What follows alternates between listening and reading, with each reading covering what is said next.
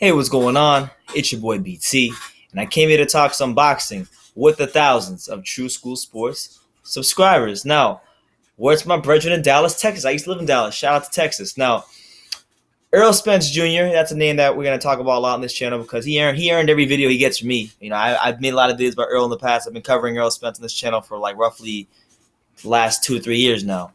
And best, like I say in every video, best body puncher at 147. Fight by fight, he's making his case for best body puncher, maybe in all boxing. But with that being said, in a recent article on BoxingCC.com, Spence Jr., he said quite simply that his win over Kell Brook makes him the #1 welterweight in the world. Now, here's what he said verbatim. I quote, "Kell Brook and myself are the most skilled fighters at 147. Also, we are the biggest and the strongest. So, yes, I do think beating him makes me #1. He then goes on by saying, I think we gave the fans what they wanted to see. I take my hat off to him. Kell is strong, fast, and crafty. He lived up to all my expectations. He can also punch, and I had to show true grit to see it out. I told you I was coming over here to take that title back to America, and I did that. It's only up from here now. I want to fight all the champions, Keith Thurman, Manny Pacquiao. My ultimate goal is to unify the titles. So, my initial thoughts are this. You guys know this if you watch any of my especially my videos leading up to this last fight with Kell Brook and Errol Spence. You know, I rated Kell Brook very highly. I even went on as far as to say on many occasions that Kell Brook is the #1 most skilled welterweight in the world.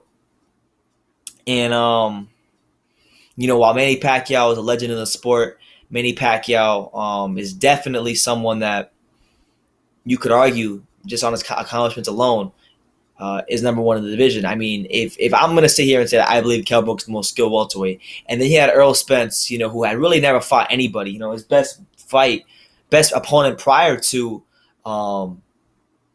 Kell Brook was Chris Algieri.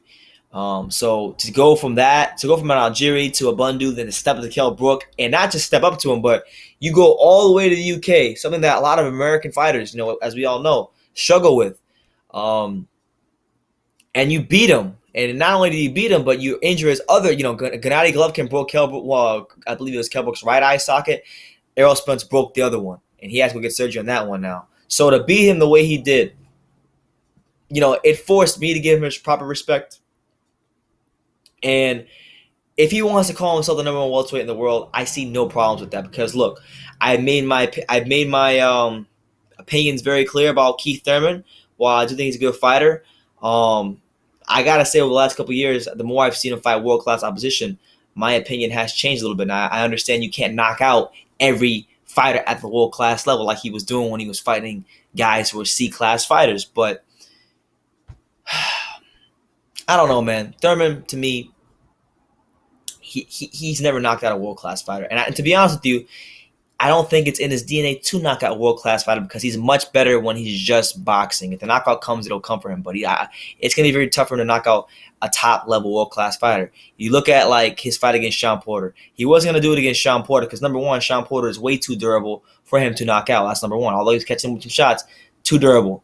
And #2, he was in his chest all night, and he was outworked. And I thought Sean Porter got jobbed in that fight. Sean Porter should have won that fight. And we should be talking about Sean Porter being one of the top welterweights right now, and maybe getting a title shot, which he's due anyway because he beat Berto. But that's besides the point. He should have only one loss on his resume, and that should be the only Kell Brook, not Keith Thurman. Now, as far as the Danny Garcia fight, that's a fight where I think he has more of a case that he won, and most people do believe that he did win. But those last 3 to 4 rounds, he didn't want no part. Like he was really just like he gave the last half of the fight away to Danny Garcia. So the way he was able to, his inability to finish Danny Garcia, who I like Danny Garcia. But let's be honest here. Danny Garcia is at welterweight, unproven, hasn't really beat, a top dog at welterweight, and still had to prove himself. So the fact that Thurman was supposed to be this big bad fighter, he's supposed to stop Danny Garcia. He's supposed to really put it on him and show that he's one of the best in the world, and he wasn't able to do that. So when I see Errol Spence not just stop Kell Brook, but he went to his country. He went to Bramall Lane. He went to the home of Sheffield United, and he broke the man's other eye socket and beat the fight out of him. How do you dispute him saying that he's the #1 welterweight? I'm not mad at that. I'm not mad at that just because of how he beat an elite fighter in Kell Brook. Keith Thurman's fought elite, some quote unquote elite welterweights, but he ain't really beat him the way Errol Spence beat Kell Brook. And being that I rate Kell Brook much higher than I rate Sean Porter, much higher than I rate Danny Garcia, I don't even put I can't put Keith Thurman behind Keith Thurman over Errol Spence. I probably have Errol Spence myself either number one or number two. Pacquiao and Spence number one and number two. And although Keith does have 2 titles, in my humble opinion, I don't think he should have one of them because Sean Porter beat him. So that's what it is. I'm not mad at Errol Spence. And, he definitely showed me some stuff in that Kell Brook fight. Like, I questioned the man's jab based on what I had seen in other fights. The man showed me he could jab a little bit. The man showed me that he could fight out the back foot. He showed me something. So, therefore, I must put some respect on Errol Spence's name, and that's what I'm doing. So, if he wants to crown himself, because he's earned it. But he's got to continue to prove that fight after fight after fight. And the more he proves that, the more I get behind him. I lost a bet. I already bought a damn Errol Spence t-shirt, so why not get behind them more? But yeah, man, Errol Spence says that beating Kell Brook makes him the number 1 welterweight. I want you guys out there, the Keith Thurman fans, because I know you guys are out there, the Keith Thurman fans, many Pacquiao fans. What do you guys think? Do you think he's just blowing smoke up his own behind, or do you really legitimately believe that he is the number 1 welterweight? Let me know in the comments down below. Take the time to subscribe. You can love me or you can hate me, but I'm just a kid from Dania. So until next time, take care, guys.